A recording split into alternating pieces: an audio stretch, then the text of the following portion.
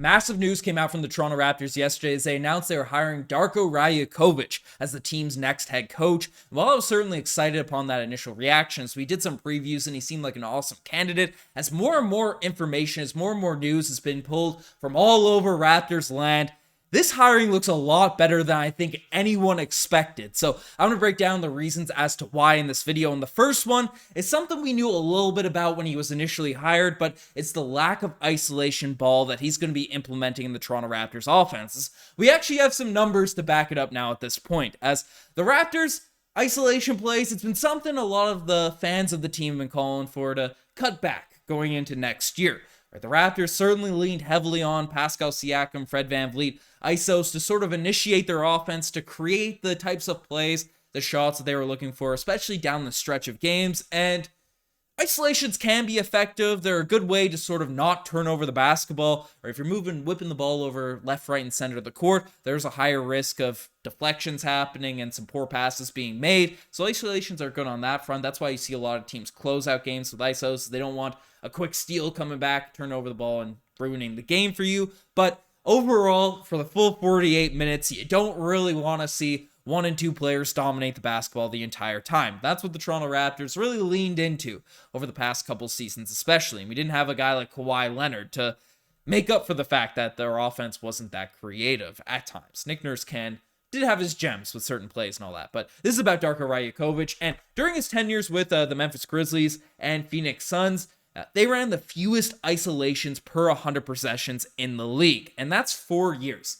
as a lead assistant with those two teams. And this comes from Louis Zatzman. I want to give credit to where I'm pulling all this sort of stuff from, but that is huge, right? Because it's not just a philosophy. It's not just something discussed, because we talked about in yesterday's video how he's a guy that says, hey, I want the ball swinging. I want the ball moving. That's the type of offense I want to be running. But Nurse said that a lot in post-game interviews. Got to get the ball moving a little bit, fire around a little bit more. It's a classic quote from Nick Nurse. And then the next game, we'd come back with Pascal once again shooting post fadeaways during clutch time, to close out a game. So the fact that these teams that he was a direct hand in running the offense for weren't running these isolation plays and had guys that were probably more apt to be isolation scorers than a Pascal or Fred VanVleet. Obviously in Phoenix with Devin Booker down there, and with the Memphis Grizzlies with John Morant.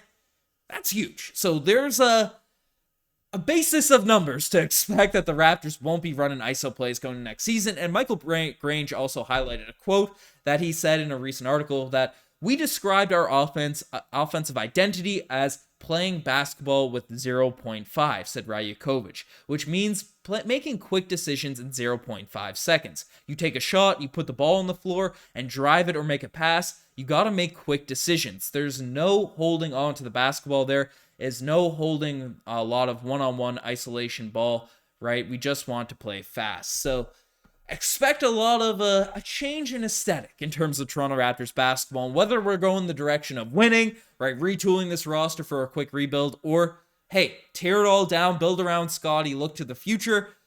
Winning, losing, it's going to be a win for Toronto Raptors fans, because we had the most boring, ugly year of basketball I've seen as a Raptors fan in the past, since the Bargnani era. So at least the product on the court will be more of a pleasure to watch as a fan of this team. But let me know what you guys think of that. But the thing that I'm really excited about in terms of what Rajakovic is able to bring to the table, and it's how he's going to be able to develop players. Now, we saw success stories in the teams that he sort of coached, was an assistant coach for, or was on those OKC teams that from 2014 to 2019 that had a bunch of all-stars develop on that squad. The Phoenix Suns for a year, that team turned from a dumpster fire to a playoff team, basically during the year that he was on the roster, on the bench. And the Memphis Grizzlies has been a top team in the Western Conference for the past 3 seasons. So we saw success stories there, but now coming from I Am Legend, a Redditor made a big deep dive in terms of who this guy is out there on the bat, in terms of who he is as a coach,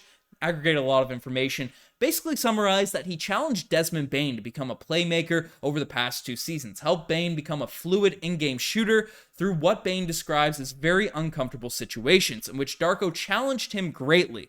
And he went on to say that reports on his player-coach relations is that he'll get uncomfortable if it means that they'll get better. But when results show the players understand his goal, he was instrumental in getting Zaire Williamson, Zaire Williams, Williams or Zaire W, to handle the basketball and bring it up the floor more, which will be great for Scotty Barnes, as he's expecting himself to be a point guard. Came in the league saying he was a PG, but basically he's not afraid to talk directly to the players, and that was one of the reasons that Nick Nurse ended up getting fired. Masai Ujiri basically said it directly that the coach needs to be able to talk directly to his players, and Nick Nurse had a bad habit of not talking directly to his guys about what they need to improve on, areas that they need to get minutes and grow as basketball players. He'd more so go to the media and hope it fell on those ears through public criticism, I guess. That was Nick Nurse's strategy, and apparently Masai Ujiri had to do a lot of the disciplinary talks to guys like Fred VanVleet, Pascal, even Scotty Barnes, when they weren't performing up to standards. And usually that's the goal of the coach, to let the players know when they aren't doing the right things, right? Rather than sort of being condescending in the media or trying to subliminally talk to them through different channels, right? Being direct and upfront with your players. I don't care if they're multimillionaires, they're human. They need to be talked to directly in terms of how they can improve, how they can get minutes. So